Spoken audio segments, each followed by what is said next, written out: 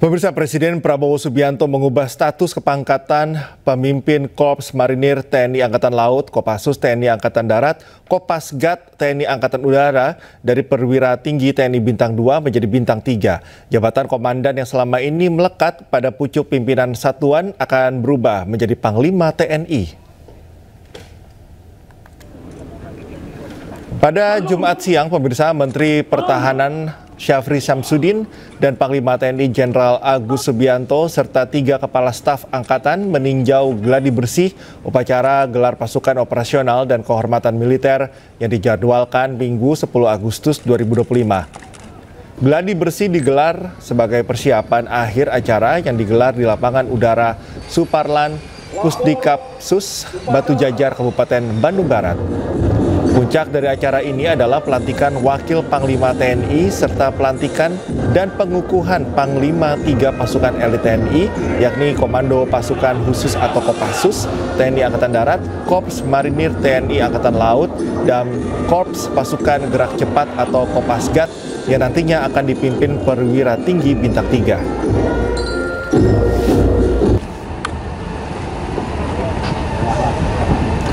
Dengan demikian, Komandan Korps Marinir TNI AL berubah menjadi Panglima Korps Marinir. Komandan Komando Pasukan Khusus atau Kopassus TNI Angkatan Darat, pemirsa, akan menjadi Panglima Komando Pasukan Khusus atau Kopassus. Komandan Komando Pasukan Gerak Cepat atau Kopasgat TNI AU menjadi Panglima Komando Pasukan Gerak Cepat atau Kopasgat. Perubahan ini menjadi simbol penguatan organisasi dan peningkatan status ketiga pasukan tersebut di dalam struktur komando TNI.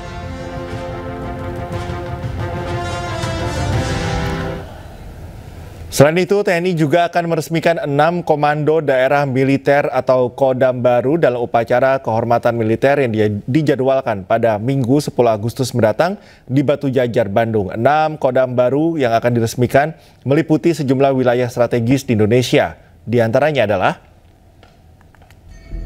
Kodam 19 Tuanku Tambusai yang meliputi wilayah Riau dan Kepulauan Riau. Kodam 20 Tuanku Imam Bonjol yang meliputi wilayah Sumatera Barat dan juga Jambi. Kodam 21 Radin Intan yang meliputi wilayah Lampung dan juga Bengkulu. Kodam 22 Tambun Bungai yang meliputi wilayah Kalimantan Tengah dan Kalimantan Selatan.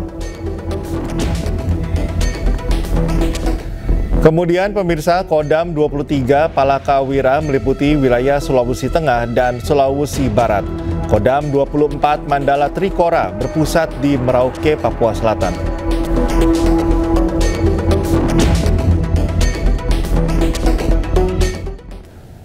Presiden Republik Indonesia Prabowo Subianto menyampaikan harapan agar Indonesia dan Malaysia dapat menyelesaikan polemik penamaan wilayah maritim secara damai.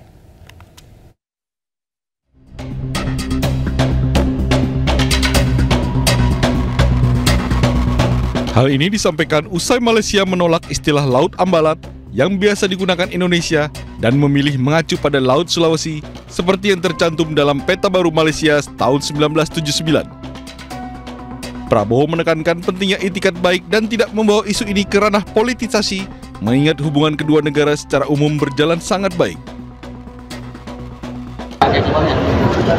Ya, kita cari penyelesaian yang baik, yang damai, itu ada itikat baik dari dua pihak, ya. Kita jangan biasalah ada mungkin, intinya kita mau penyelesaian yang baik, ya.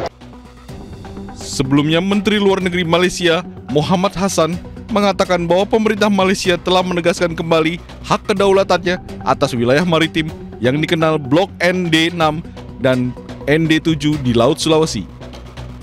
Hassan mengatakan pemerintahnya menolak penggunaan istilah ambalat oleh Indonesia untuk menyebut wilayah yang disengketakan itu.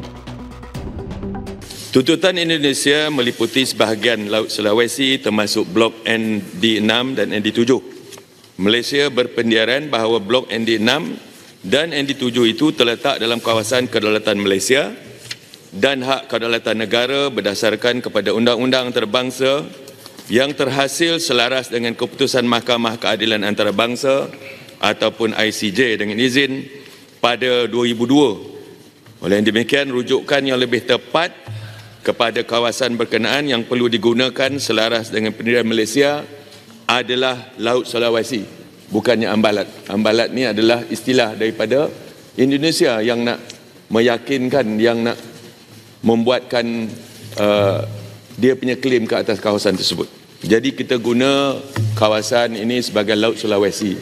Jangan guna Ambalat, kerana Ambalat itu istilah daripada sana untuk menguatkan mereka punya permohonan.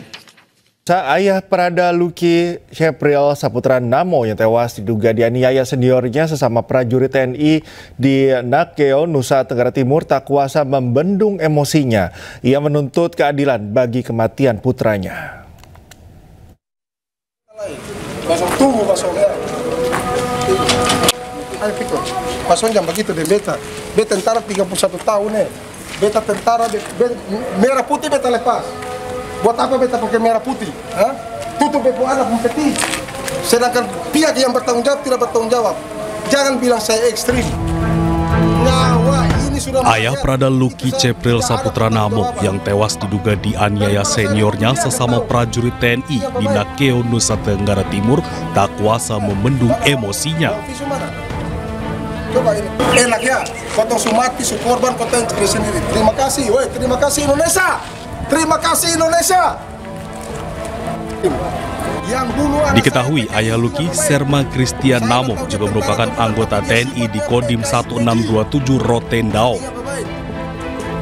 Saya masih sah jadi yang bunuh anak saya PKI, ingat baik-baik. Saya tidak tahu dia tentara atau bukan, tapi dia sifatnya PKI KJ. Ingat baik-baik. Saya masih sah jadi tentara, loreng, saya berjiwa merah putih, ingat baik-baik.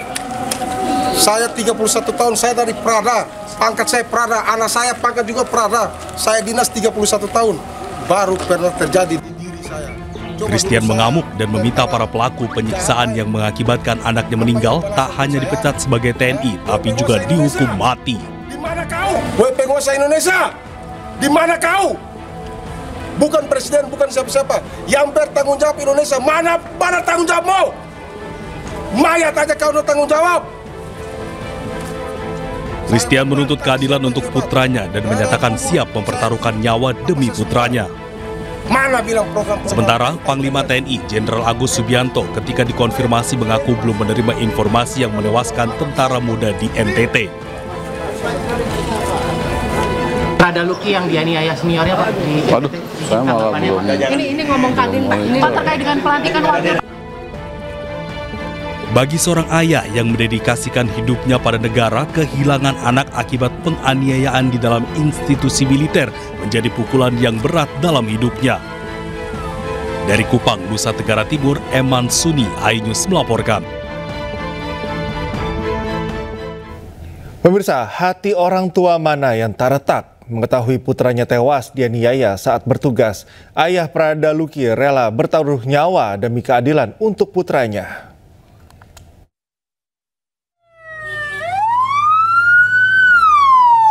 Kematian Prada Luki membuat seluruh anggota keluarganya terpukul. Apalagi Prada Luki baru 2 bulan menjadi tentara. Prada Luki menyelesaikan pendidikannya pada bulan Mei 2025 lalu. Kemudian ditugaskan di Batalion TP 834 Nagekeo, Nusa Tenggara Timur. Di markas itulah, Prada Luki diduga dianiaya oleh seniornya hingga menghembuskan nafas terakhir.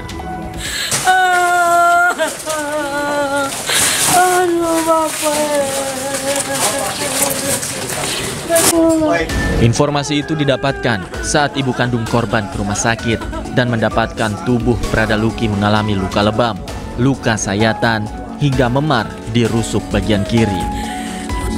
Melihat kondisi almarhum Prada Luki seperti itu, ayah Prada Luki yang juga seorang anggota TNI menuntut keadilan.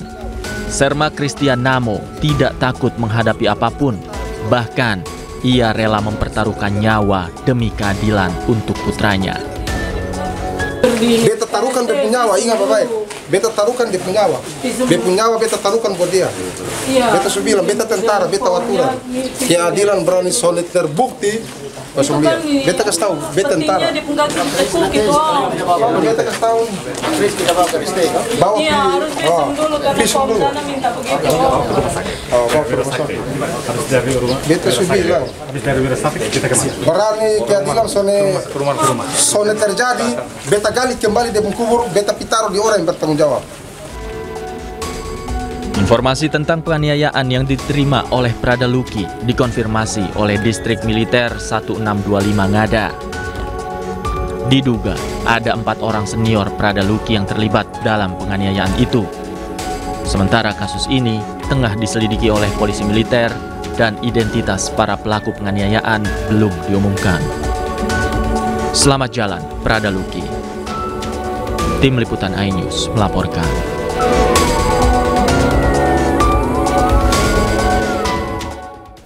TNI Angkatan Darat memastikan tidak pernah menoleransi tindakan yang merugikan personel dan akan memberikan sanksi tegas berdasarkan hasil penyelidikan. Sanksi terhadap masing-masing anggota akan disesuaikan dengan keterangan yang ditemukan dalam proses penyelidikan. Rasa duka cita yang mendalam dan juga tentu penyesalan dari